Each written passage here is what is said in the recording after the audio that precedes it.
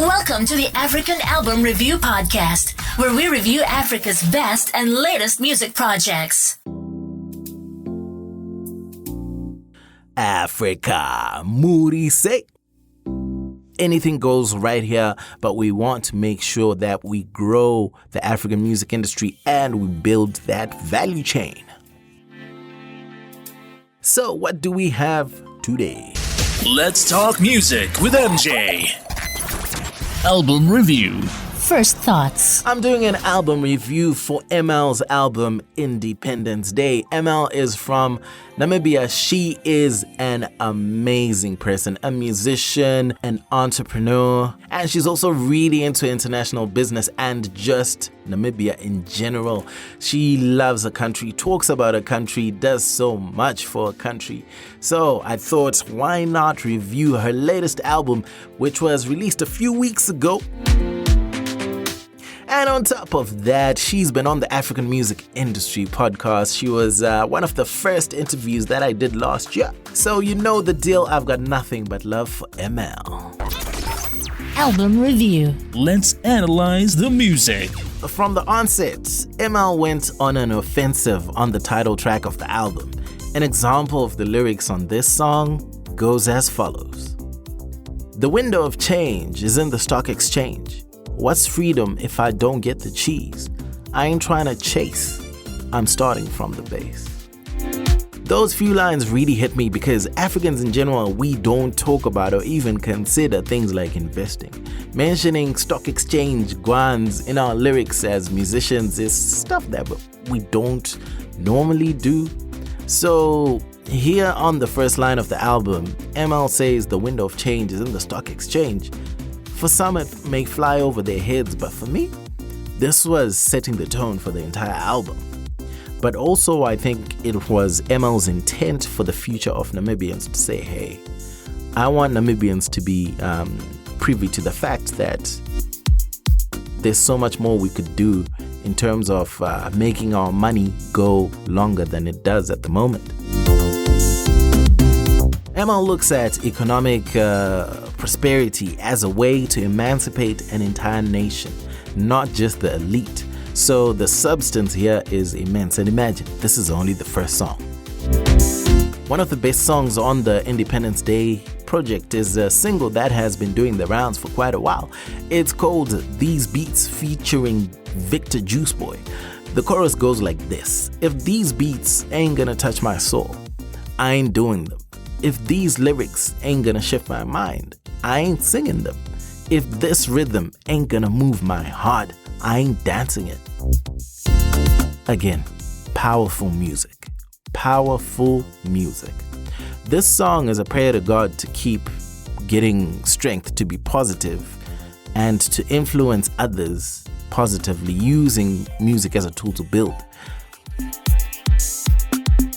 You get songs such as Hardworking Woman, which celebrates how women play such a phenomenal role in all societies. And it has that pom-pom sound, which is popular among West African Afro beats. And ML proudly proclaims herself as a feminist. And this is when it hit me.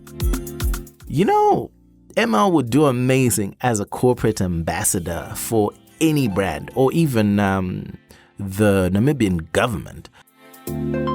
Think when companies, women's rights organizations, or NGOs are coming up with a program of events that need both live entertainment and a guest speaker.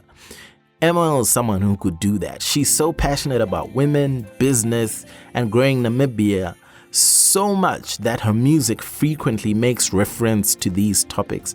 It's really, really refreshing. The song Ngeno featuring Miss Rose is very Namibian in its core. That sound going on traditional sounds from the way it was sung and the overall composition with a bit of a modern twist. Songs like these show the deep connection between a musician and their culture, of which ML is no exception. Not many have this gift and not many can execute it as well as it was done here.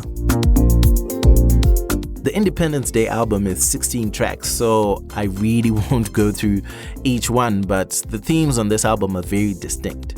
Most should be able to pick up on the themes, including LGBTQ rights, poverty, corruption, war, economic emancipation, history, and more. ML even has a song dedicated to the president of Namibia, Dr. Hage Geingob. Album review. The technical side of things. One of the intricate details on Independence Day is concerning the cultural undertones. These are present all over this album through the lyrics and the music.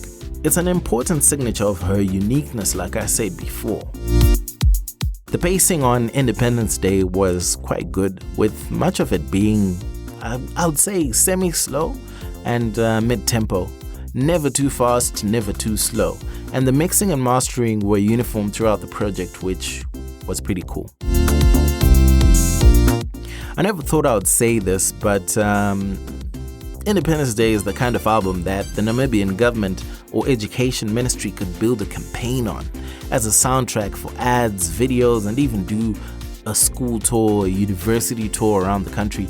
I can say there's no album I've heard from any independent artist for that matter that is so well positioned to align with the role of government without actually being done by government or sponsored by government. That's the key right here. It's all natural for ML, and she really thrives on being true to herself, which is very important and evident in her music. Album review. The final thoughts. Where I think the previous album, The Diplomat, fell short is that it was a collection of singles, so it was very experimental, and I think ML was finding a voice and true sound.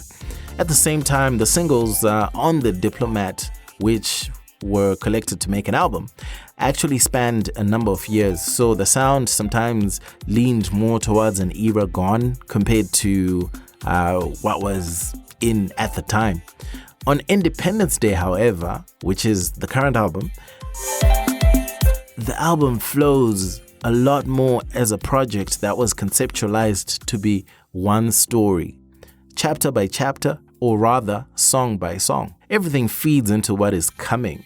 This is what makes Independence Day ML's best album to date, and clearly my favorite. She manages to be herself, the multifaceted music and people-loving entrepreneur who is out to build Namibia and ultimately Africa. This album says that through and through. For ML's brand to be distinctly multifaceted in this manner and not be confusing should be a music business case study. ML is proof that you don't necessarily have to fake it to make it in the African music industry. You can be you, and you can make it being you. There's not much more I could say about it. This is a good album. And the album cover is actually pretty cool with the artwork going on. Check that out too. But anyway, listen to Independence Day by ML on your favorite streaming platform or get in touch with her. Her handle is AAMEML. That's on Twitter and Facebook. And when you do listen to Independence Day, prepare to be wowed by the high points and ML's overall selflessness in making her music about the people than herself. Moto Music, the best place to listen to podcasts about African music online.